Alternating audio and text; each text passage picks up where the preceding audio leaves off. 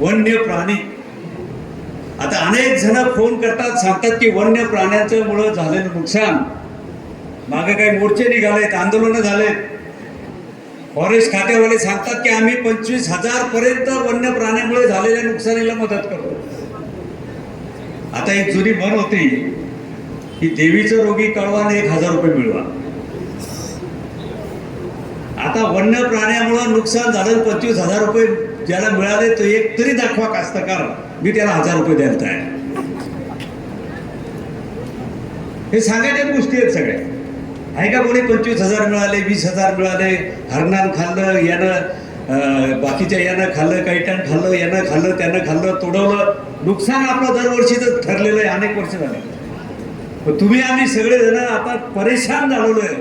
मी सुद्धा मागच्या हिवाळी अधिवेशनामध्ये याच्यावर बोललो.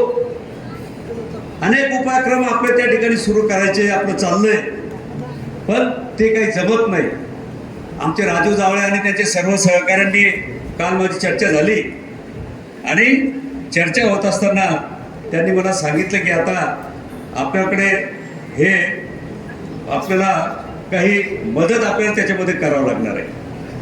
आणि ही मदत करत असताना प्रामुख्याने आपल्याला सोलार कुंपण आणि जैविक कुंपण हे आपल्याला त्याच्यामध्ये करावं लागणार. आता एक सोलार कुंपणचा स्टॉल लागला, कोणी कोणी पाहिला? मी मुद्दाम काल रात्री बोलवला, वर्ध्याहून आले ते सोलार कुंपणवाले. आता फक्त त्यांचं म्हणणं एकच आहे, त्याला काही सध्या सबसिडी नाही. आणि आपण सबसिडी असली की तुटून पडतो. भले आता सरकार 5-5 वर्ष सबसिडी देत नाही. सोलार कुंपणचा स्टॉल अलीकडे कुठेतरी लागलेला. मी त्याला सकाळी भेट दिली, अर्धा तास त्याच्याशी चर्चा केली. आमचे राजू जावळे यांनी कोणाला त्यांच्या शेताभोवती ते कुंपण लावलं. सुरुवातीचा खर्च त्याचा एक एकराचा 1.25 लाख रुपये. पण तुम्ही 5 एकर घेतलं, 10 एकर घेतलं तर त्याचा खर्च अजून कमी कमी होत जातो. त्याला सध्या काही सबसिडी नाही. ते सोलर कुंपण जर लावलं तर त्याला जर धक्का प्राण्याला लावला तर त्याला झटका बसतो. झटका, तिथे त्याला झटकाच नाव द्यायला, त्याला जोर का झटका. आणि ते झटका दिलेला आहे. आणि त्याने सांगितले की एका प्राण्याने जर त्याला झटका दिला, त्या जमातीचा प्राणी पुन्हा त्या शेताभोवती येत नाही. हरणान दिला, त्या हरणाच्या जातीचं पुन्हा येणार नाही. रानडुकरान दिला, रानडुक्कर पुन्हा तिकडे येत नाही. माणसानं दिला, त्याचा काही भरोसा नाही.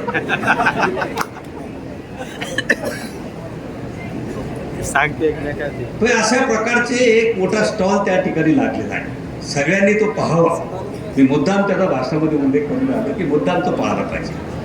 कारण त्या स्टॉलमुळे जर भविष्यामध्ये, कारण आता ही रानडुक्कर असतील, वन्य प्राणी असतील, यांची पैदाईस दरवर्षी वर्षातनं 2दा त्यांची डिलिव्हरी होते. 2दा एका वर्षात ते 4 होते. एकाचे 2 होतात, एकाचे 4 होतात.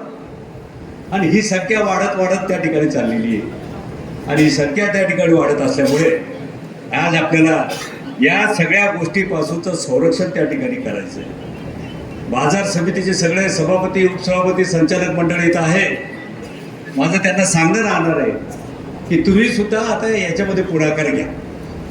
बाकी अनेक गोष्टी तुम्ही कार्यक्रम करतायत. यावर्षी त्यांनी विम्याची योजना राबवली, बाकी इतर योजना त्या ठिकाणी राबवल्यात. पण आता याच्यामध्ये सुद्धा बाजार समितीनं पुढाकार घ्या. शेवटी बाजार समित्या कशासाठी आहेत? बाजार समित्या ह्या प्रामुख्यानं शेतकऱ्याच्या संरक्षणासाठी आहेत. शेतकऱ्याच्या मालाला संरक्षण मिळालं पाहिजे, शेतकऱ्याच्या मालाला योग्य भाव मिळाला पाहिजे, यासाठीचे ह्या बाजार समितीच्या आहेत. आणि म्हणून या बाजार समितीनं सुद्धा पुढाकार घेऊन या सोलार कुंपण असेल किंवा दुसरं काही त्या ठिकाणी असेल, ते आपल्या तालुक्यातील शेतकऱ्यांना कसं आपल्याला देता येईल, याच्यामध्ये आपण पुढे त्या कंपन्यांशी बोलून अजून कसं कमी करता येईल. आणि त्याचबरोबरीने याच्यासाठी बँकेकडनं सुद्धा कर्ज कसं उपलब्ध करून देता येईल, या दृष्टीनं सुद्धा आपण तुम्ही आम्ही सगळेजण प्रयत्न करू. राष्ट्रीयकृत बँका असतील, जिल्हा बँका असतील, या सगळ्याच्या माध्यमातून तुम्हाला कर्ज द्यावं लागणार आहे. कारण शेवटी तुमचं नुकसान किती होते दरवर्षी, त्याचा हिशोब कधी केला का तुम्ही? 1 एकरात, 2 एकरात, 3 एकरात, 4 एकरात, 5 एकरात त्याचं नुकसान किती होते? तर याचं नुकसान फार मोठ्या प्रमाणावर या ठिकाणी होते. त्यामुळं हळूहळू थोडा खर्च जरी सुरुवातीचा असला तरी अनेक बाबतीमध्ये आपण तुम्हाला जास्तीत जास्त ही व्यवस्था भविष्यामध्ये उपलब्ध करून देण्याचा प्रयत्न हा निश्चितपणे त्या ठिकाणी माझा राहणार आहे. आपल्या महाराष्ट्राला अनेक चांगल्या लोकांची परंपरा या महाराष्ट्राला आहे शेतीच्या बाबतीमध्ये. डॉक्टर पंजाबराव देशमुख साहेबांचं नाव आपल्याला घेता येईल. पहिले देशाचे कृषी मंत्री माननीय वसंतराव नाईक साहेब, ज्यांनी खऱ्या अर्थानं कृषी खात्यामध्ये त्या ठिकाणी हरित क्रांती केली. त्या ठिकाणी सीडचा शोध त्या काळामध्ये लागला. 1972च्या दुष्काळानंतर वसंतराव नाईक साहेबांनी मोठं काम या राज्यामध्ये निर्माण केलं.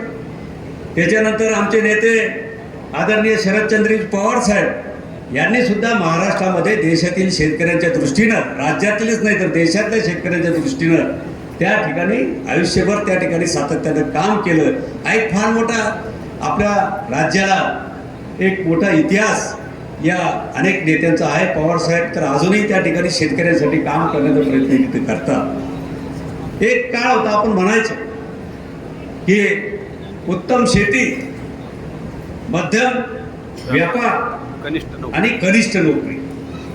आता ते राहिलं नाही. आता उलट झालं सगळं.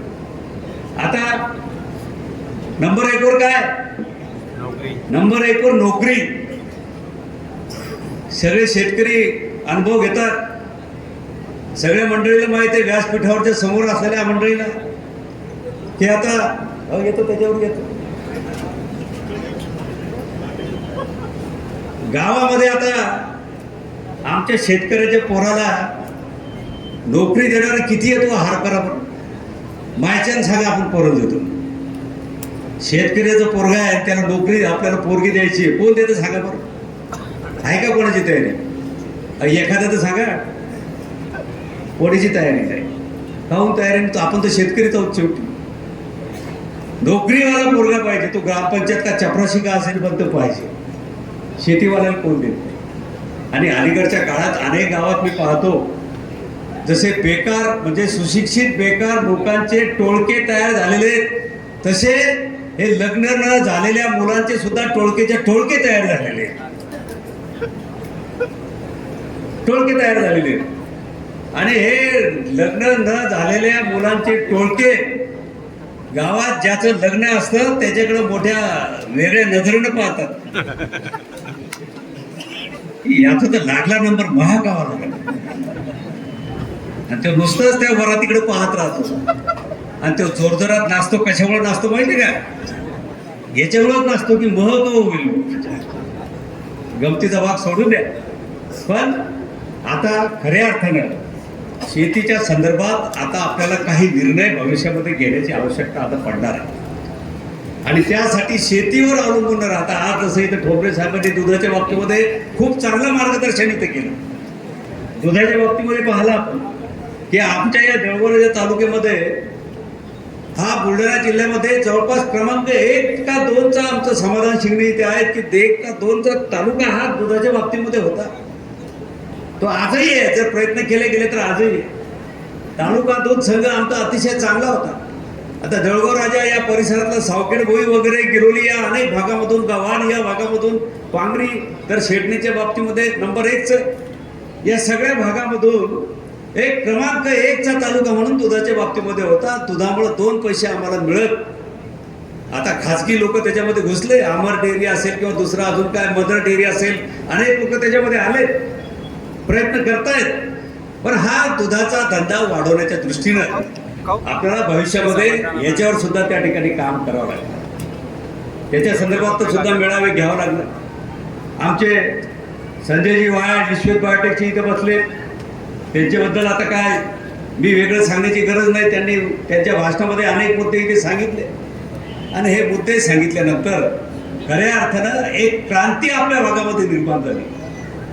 विश्वेश बायोटेकच्या माध्यमातून क्रांती एक निर्माण झाली. पण सगळ्या जो त्रास तुम्हाला आहे त्या इलेक्ट्रिकचा त्रास त्यांना सुद्धा आहे.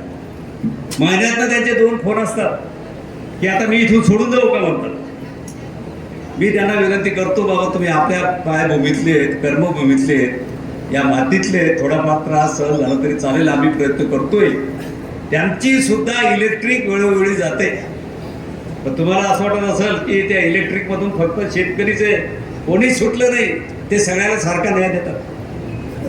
व्यापारी असो, उद्योजक असो, शेतकरी असो, ते सगळ्यांना सारखा न्याय देण्याचं काम वीज महामंडळ करते. हे वीज महामंडळ सुधारलं पाहिजे. आपल्या मतदारसंघामध्ये आपण 7 ते 8 या संदर्भातले त्या ठिकाणी केंद्र हातामध्ये घेतलेले आहेत. भविष्यामध्ये आपलं चाललेलं आहे की त्या ठिकाणी ते लवकरात लवकर त्याची पूर्तता त्या ठिकाणी झाली पाहिजे म्हणून. आणि हे सगळं होत असताना माझा प्रयत्न चाललेला आहे की या MSCBचे हे 33 KVची केंद्र, आता टाकरखेड वगैरे काही भागात, राजेगाव असेल, बीबी असेल, किनवा जट्टो असेल, या अनेक भागामध्ये आम्ही हे प्रपोज केलेले आहेत. काही आता मंजूर झालेले आहेत, काही टेंडरला आहेत. हळूहळू ते आता कार्यान्वित होतील. आपली विजेची गरज भविष्यामध्ये पूर्ण करण्याचा प्रयत्न हा माझा निश्चितपणे त्या ठिकाणी राहील. पण हे सगळं होत असताना आता शेडनेट आता आमच्या पांगरीला जर गेलो आपण तर पांगरी सारखे कष्टकरी माणसं मी पूर्ण महाराष्ट्रात कुठंच पाहिले नाही. एवढे कष्ट करणारे माणसं आमच्या पांगरी, 1000 शेडनेट असतील, 1000 शेडनेट एका गावामध्ये, 1000 शेडनेट त्याच्यावर असतील. आणि या शेडनेटच्या माध्यमातून सीड उत्पादन करणारे लोक त्या ठिकाणी आहेत.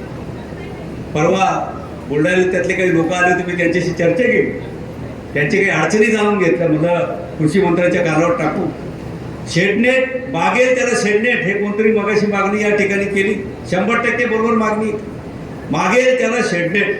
हे भविष्यामध्ये आपल्याला त्या ठिकाणी ही मागणी कृषी मंत्र्यांच्या माध्यमातून त्या ठिकाणी पूर्ण करून घ्यावं लागणार आहे. आणि त्याचबरोबरीनं जे विम्याच्या व्याप्तीमध्ये हे शेडनेट त्या ठिकाणी येत नाही, विम्याच्या व्याप्तीमध्ये, तर हे शेडनेटचं जेव्हा नुकसान होतं तेव्हा लाखाच्या कमी त्याचं नुकसान होतं. 1 लाखाच्या कमीत कमी त्याचं 1 लाखाचं नुकसान शेडनेटवाल्यांचं होतं. त्यामुळे शेडनेटचं जेव्हा वादळामध्ये नुकसान होतं, वादळामध्ये नुकसान होतं, तेव्हा त्याला इन्शुरन्स देण्याचा जेव्हा प्रश्न येतो तेव्हा शेडनेट त्या इन्शुरन्सच्या व्याप्तीमध्ये येत नाही. त्याला व्याप्तीमध्ये घेण्याची गरज आहे. त्याच्यासाठी सुद्धा आपल्याला भविष्यामध्ये प्रयत्न करण्याची गरज आहे. आणि त्याला पोखराच्या धर्तीवर 75% सबसिडीवर मागेल त्याला शेडनेट, ही मागणी सुद्धा आपण करणार आहोत. आणि त्याचप्रमाणे आपल्याला भविष्यामध्ये वीज उत्पादन क्लस्टरसाठी आपल्याला प्रयत्न करायचे. त्याचबरोबर सामूहिक सुविधा केंद्र आणि या जिल्ह्यातील छोट्या मोठ्या कृषी व्यवसायासाठी, उत्पादकांसाठी सामूहिक सुविधा केंद्र चालू करण्यासाठी शासनाला आपल्याला पुढाकार घ्यायला लावायचा आहे. आणि त्याच्या अंतर्गत कच्चा माल तयार करणे, प्रोसेसिंग, पॅकेजिंग, ब्रँडिंग या संदर्भातल्या सर्व सुविधा एकाच ठिकाणी उपलब्ध होतील व सर्व छोटे छोटे कृषी व्यावसायिक तिथून सुविधा देऊ शकतील. यासाठी कृषी मंत्र्यांच्या माध्यमातून आपल्या भागामध्ये मी सामूहिक सुविधा केंद्र हे मंजूर करून घेणार, म्हणजे घेणारच, याबद्दल कोणाच्याही मनामध्ये शंका त्या ठिकाणी नाही, बाळगू नाहीये. आणि हे सगळं त्या ठिकाणी होत असताना सोयाबीन संशोधन केंद्र असेल, भाजीपाला संशोधन केंद्र असतील, इतर संशोधन केंद्र असतील, हे सर्व आपल्याला कृषी मंत्र्यांच्या माध्यमातून या ठिकाणी मिळवून घ्यायचे. आणि म्हणून आजचा हा कृषी मेळावा आपल्याला हे करत असताना शेतकरी सुखी तर जग सुखी आपण असं म्हणतो. शेतकरी तर दिवसेंदिवस अडचणीत आहे. आपण दरवर्षी त्या ठिकाणी सरकारकडे पाहतो. केंद्र सरकार मला वाटते काहीतरी 6,000 रुपये वर्षाला अल्पभूधारक शेतकऱ्यांना देते. महाराष्ट्र सरकारनं सुद्धा मार्च महिन्याच्या बजेटमध्ये निर्णय घेतला की त्या 6 मध्ये आमचे 6 म्हणजे 12,000 रुपये आम्ही आता शेतकऱ्यांना त्या ठिकाणी देण्याचा निर्णय घेणार आहोत. आमचा शेतकरी प्रयोगशील शेतकरी इकडं अनेक हे करतात. आमच्याकडं आता ते ड्रॅगन फ्रूट पाहिलं असेल सगळ्यांनी, लाल रंगाचं भडक रंगाचं ड्रॅगन फ्रूट हे अलीकडं आपल्या भागात खूप तयार होऊन आलेलं आहे. आणि सगळ्यात महत्त्वाचं म्हणजे व्यासपीठावरच्या लोकांच्या माहितीकरता मी सांगेल की आपल्या गव्हाणला लागून एक काळेगाव आहे. या काळेगावला आमच्या एका मुस्लिम बांधवाने, आमच्या मुस्लिम शेतकऱ्याने, त्याचं नाव मला येत नाही आता, त्या गृहस्थानं सफरचंदाची लागवड केली. सफरचंद जे काश्मीरला येतात, जे हिमाचलला येतात, ती लागवड पठ्ठ्यानं आमच्या या काळेगावला केलेली आहे. आणि मागच्या वर्षी त्याला उत्पादन सुद्धा घेतले. म्हणजे आता अशी आता मक्तेदारी राहिली नाही की कोणचं फळ कोणत्याच प्रदेशात येईल म्हणून. आमच्या शेतकऱ्यानं जर मनाची तयारी ठेवली कृषी विभागाचं त्याला जर पूर्ण मदत त्या ठिकाणी मिळाली, कृषी विभागाची मदत म्हणजे आता मी अनेक स्टॉलवर फिरलो, ठिबक पाहिलं, स्प्रिंकलर पाहिलं, यंत्र पाहिलं, हे पाहिलं, ते पाहिलं. अनेक ठिकाणी सांगतात की याला इतकी सबसिडी तितकी सबसिडी, सगळं काही द्यायला तयार आहे. पण सबसिडी केव्हा मिळणार हे मात्र सांगायला कोणी तयार नाही. देणार फक्त, अरे कधी मिळणार, काय मिळणार, सबसिडी कधी मिळणार हे मात्र कोणी सांगत नाही. त्यामुळं कृषी खात्याच्या अधिकाऱ्यांना माझी विनंती आहे की सबसिडीवर आमचा शेतकरीच घ्यायला सगळ्या गोष्टी तयार आहेत. फक्त तुम्ही ताबडतोबीनं त्या सगळ्या गोष्टी पूर्ण झाल्या पाहिजेत. चक्रा मारायचं काम नको. नाही एक काळ मी पाहिला, भाऊसाहेब फुंडकर साहेब आमचे कृषी मंत्री होते, त्या काळाच्या अगोदर 5-5 वर्ष झाले ठिबकचं अनुदान मिळत नव्हतं, 5-5 वर्ष झाले स्प्रिंकलरचं अनुदान मिळत नव्हतं. भाऊसाहेब झाल्यानंतर त्यांनी त्या कार्याला वेग दिला, मग ते नंतर मिळायला लागलं. पण आता ही सबसिडी, अनेक ठिकाणची सबसिडी जर त्या ठिकाणी मिळत नसेल तर त्याच्यावर सुद्धा त्या ठिकाणी आपण काम करण्याची गरज आहे. आमचा शेतकरी मेहनत करणारे शेतकरी आहे. मी मगाशी सांगितलं की सफरचंद करतो एखादा शेतकरी आपल्या भागामध्ये घेऊ शकतो. जे काश्मीरला येणारे सफरचंद, जे हिमाचल प्रदेशमध्ये येणारे सफरचंद, जे थंड प्रदेशात येणारे सफरचंद, 45-46 डिग्री उन्हामध्ये जर तो सफरचंद इकडे घेऊ शकतो तर तो शेतकरी जगाच्या पाठावर जे काही असेल ते इकडे घेण्याची ताकद आमच्या शेतकऱ्यामध्ये आहे. ही गोष्ट तुम्ही त्या ठिकाणी ध्यानामध्ये घ्या. आणि त्यासाठी खऱ्या अर्थानं त्याला पाठिंब्याची गरज आहे. हा पाठिंबा कोरडा पाठिंबा नको. नाही तर तुम आगे बढो हम तुम्हारे साथ आहे अजिबात चालणार नाही. ते आमच्या धंद्यात चालते, भलं मागं कोणीच नसतं पण आम्ही पुढेच जात असतो. पण ते आमच्या याच्यात चालते. पण शेतकऱ्याला कसं करून चालणार नाही. मग आत्महत्या का, शेतकऱ्याची आत्महत्या का, मग जो आकडेवारी येते